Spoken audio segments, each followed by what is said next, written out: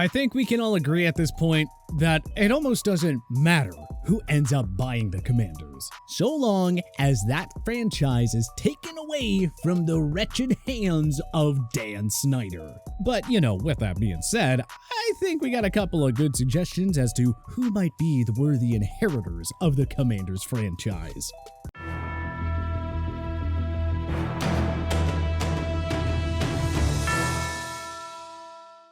While football is far and away the most popular sport in America and widely recognized as the people's game, the NFL belongs to billionaires, quite literally. And with the Washington, now Commanders, officially up for sale, it's time for a new billionaire to throw their hat into the ring and take control from Dan Snyder. There have been a few big names speculated on lately, but with Washington being one of the NFL's most historic franchises, there is no shortage of interest from buyers and intrigue into who that buyer might be. So without further ado, let's take a look at which of the prospective buyers should make the move and purchase the Commanders. Let's start off with one of the most influential businessmen in the world, who just so happens to have quite a few connections in the DC area, including his ownership of the Washington Post, one of the most popular newspapers in the area, Jeff Bezos. Bezos is probably best known for founding this little company you might have heard of called Amazon, and though he has since stepped down as the CEO, his ambition has, it hasn't slowed down one bit. And considering his vast wealth and past flirtations with the NFL, primarily on the broadcasting side of the business, it seems like acquiring the distressed Washington Commanders franchise may very well be in the cards. He has the wealth of an estimated 2.7 million Americans combined, which he'll need since it is believed that the franchise may end up with a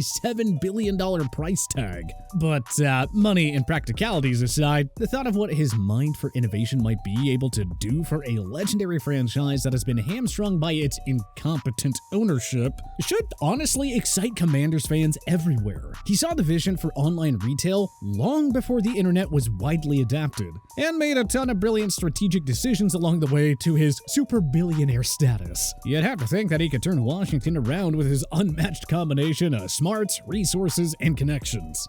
Jay-Z, who has actually been rumored to potentially be partnering with Bezos, is a very interesting suitor in his own right. The rapper turned business mogul is in a rare position of not only having immense capital, but also being one of the most culturally significant billionaires out there. I mean, he is a true rags to riches story, as he'll tell you in his music. And his popularity amongst the players would be an interesting wrinkle that very few potential NFL franchise owners could even dream of. Jay-Z has had quite a few forays into the sports industry already too. He was part owner of the now Brooklyn Nets for a decade. He had a stake in the Barclays Center, where the Nets now play their games, and he even launched his own sports agency, Rock Nation Sports. So whether it is with Bezos or another ownership group, it feels like adding an NFL team to his portfolio would be a very logical transition for Jay-Z.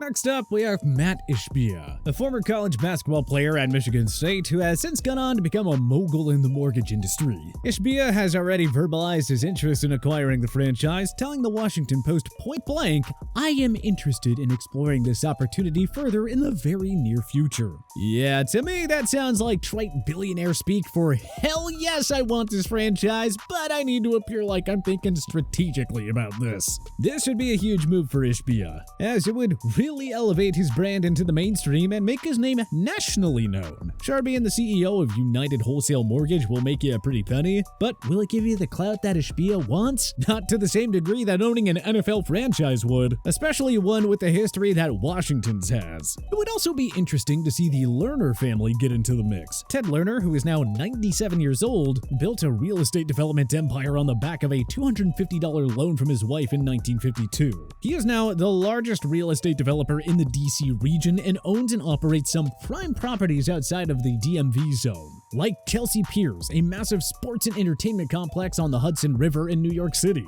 In addition to running all those real estate projects, Lerner also owns the Washington Nationals. He purchased them from Major League Baseball in 2002 and officially received ownership in 2006. Under Lerner's controlling interest, the team has won 4 division titles and even a World Series title. Now that Lerner is 97 years old, his son Mark has been taken on a much larger role in the operation, and was even named managing principal owner of the Nationals. BusinessMoguls. The father-son duo is also a partner in Monumental Sports and Entertainment, which owns the Washington Capitals, Washington Wizards, Washington Mystics, and Capital One Arena. So it only seems natural that they might try and expand their sports portfolio to include the crown gem of DC sports. And considering the handful of rings that have been won under their watchful eye elsewhere, Commanders fans should be excited if they hear the Learners are getting in the mix. Now, the Learners aren't the only big players in the professional sports world that might be trying to expand their reach. One of their partners, Ted Leonsis, is also rumored to be involved. Leonsis is the CEO of the aforementioned Monumental Sports and Entertainment, and made the bulk of his fortune when his company, Redgate Communications Corporation, was acquired by AOL, and he became a senior exec within the organization. It could very well be Leonsis instead of the Learners who become the face of an acquisition, but that still remains to be seen. Nevertheless, Leonsis would be a very interesting buyer. He was integral in NBC Sports becoming an equity partner in Monumental Sports Network, a platform that he helped create to serve as the center for Washington sports news. And that kind of business savvy is very rare.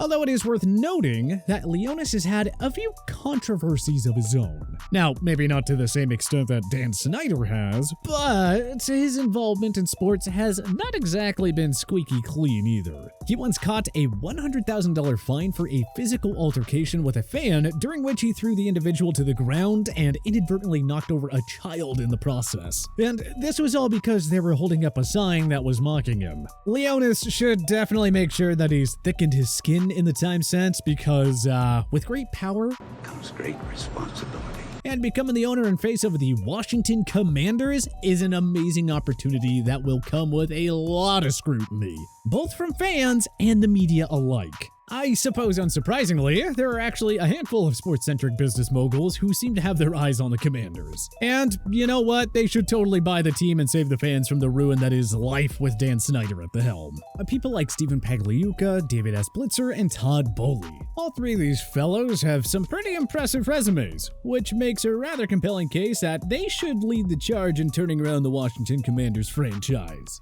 Let's start off with Pagliuca, the co-chairman of Bain Capital, a leading American private equity firm.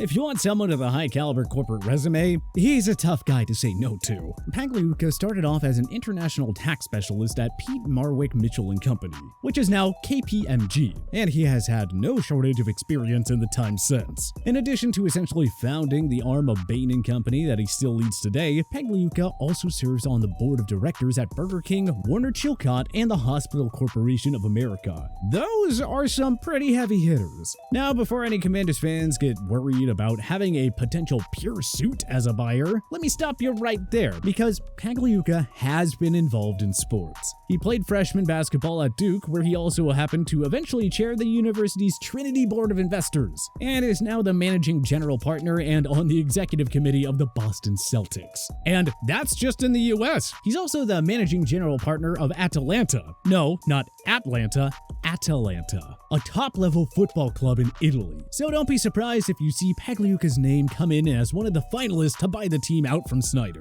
along with a few others, of course, as there really should be no shortage of interest in this purchase. Like the aforementioned Blitzer and Bowley, both of whom are definitely good fits to buy the distressed NFL franchise. Blitzer, like Pagliuca, made his name in private equity investing at the Blackstone Group, which, if you haven't heard of them, Google them with the name of your city because they've probably bought up a good chunk of the real estate. Blitzer is also very involved in the firm's sports-related investments. He is the managing partner of the New Jersey Devils and Philadelphia 76ers, not to mention a slew of assorted soccer teams around the world. He's even made a foray into the esports space through his work with Dignitas, a team that competes in popular games like League of Legends and Counter-Strike. As far as Bowley is concerned, he too was a big player in the private equity space, first working at Credit Suisse First Boston and J.H. Whitney & Company before joining Guggenheim Partners in 2001, where he was responsible for helping get the firm's credit investing business off the ground. He first started to get involved in the sports world in 2012 when he, along with Magic Johnson and a wider ownership group, purchased the Dodgers for a record $2 billion. In the time since, he's expanded vertically, like in 2013 when he helped to broker a deal between Time Warner Cable and the LA Dodgers to create Sportsnet LA, a regional network that broadcasted Dodgers games and related content. and horizontally investing in other sports and entertainment businesses, most notably the Los Angeles Lakers and now the Chelsea Football Club of the English Premier League. Considering the waves that he's made almost immediately following each of those investments, like the revival of the Dodgers and luring LeBron James to LA, Commanders fans should be excited by the prospect of Billi taking the reins from Snyder. Though Michael Dell has not made too many moves in the sports world before, it has been long rumored that he's interested in getting involved in the NFL. And considering his net worth is somewhere in the neighborhood of $50 billion, he would certainly be a good fit, especially in the eyes of the other owners around the league. Dell, who is based out of Austin and famously founded a tech company that wears his last name, would be a fascinating change of pace for the NFL, similar to what the NBA experienced when Steve Ballmer got involved with the Clippers. Dell doesn't do anything haphazardly, and by all accounts, he's been a business savant since his youth. First investing his part-time wages in the stock market as an adolescent, then launching an extremely successful side hustle in which he targeted specific populations for selling Houston Post newspaper subscriptions. The rest of his accomplishments in the time since all but speak for themselves. Needless to say, I think Dell would be more than capable at helping right the ship that Dan Snyder is capsizing. Byron Allen and the duo of Badad Eghbali and Jose Feliciano, who lead Clear Lake Capital.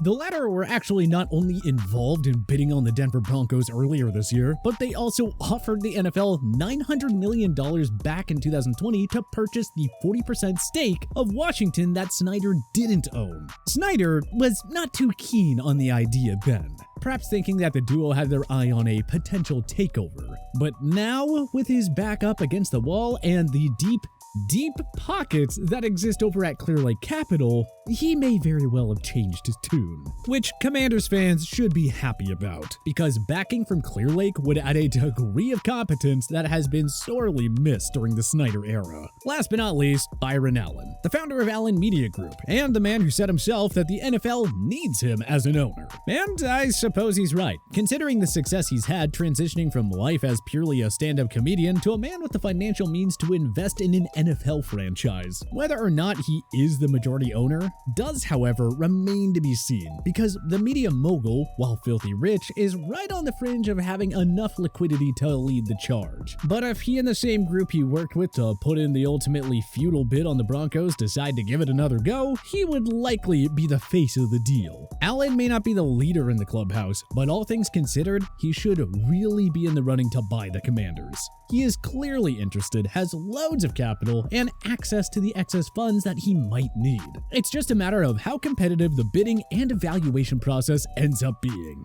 But which billionaire do you think should buy the Washington Commanders? Was there anyone that you think we missed? Join us in the comment section below. If you like this video and learned a thing or two, clicking the like button helps out a ton. And hey, we appreciate it. If this is your first time coming around to TPS though, subscribing is a great idea because we put out videos like this every single day. But as always, thanks for watching and we'll see you guys next time.